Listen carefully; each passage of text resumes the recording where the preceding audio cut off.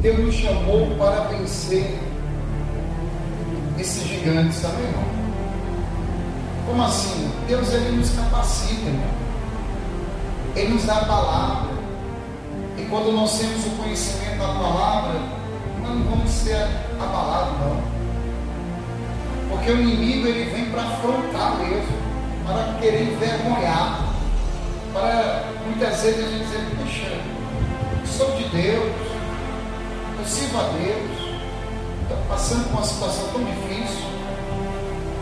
E nós vamos ver que quando a pessoa ela tem buscado fortalecimento, que é o Espírito Santo, porque é o Espírito Santo que nos fortalece, irmão. O Espírito Santo nos dá o entendimento da palavra, a revelação. E quando nós estamos cheios da presença de Deus, nós não damos ouvido ao gigante que se levanta. Pelo contrário, nós vamos enfrentá-lo. Olha o que diz aqui a palavra. 1 Samuel, capítulo 17, nós vemos que um gigante se levantou e afrontou o povo. Diz assim ao inimigo: parou, chamou as tropas de Israel e disse: para que sais, formando-vos em linha de batalha.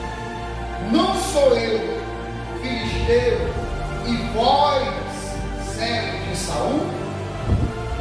Escolhei entre vós um homem que desça contra mim. Se ele puder pelejar comigo e me ferir, seremos vossos servos. Porém, se eu vencer e o ferir, então sereis nossos servos e nos serviremos. Versículo 10. E disse-lhe mais o filisteu: hoje afrontou as tropas de Israel, dai-me um homem para que ambos pelejemos. Veja, o gigante estava ali, colocando medo, afrontando. E o soldado, o exército do Deus vivo, no lugar de não ter medo, tiveram o quê? Tiveram medo, irmão. Ficaram com medo de enfrentar. Porque versículo 11 diz assim, ó, no 11, vamos para o 11. Ouvindo Saul e todo Israel estas palavras do filisteu, espantaram-se e o quê? Temeram muito. Tudo que o inimigo quer, que a gente venha se alimentar das suas palavras, para a gente ter medo, desistir, correr.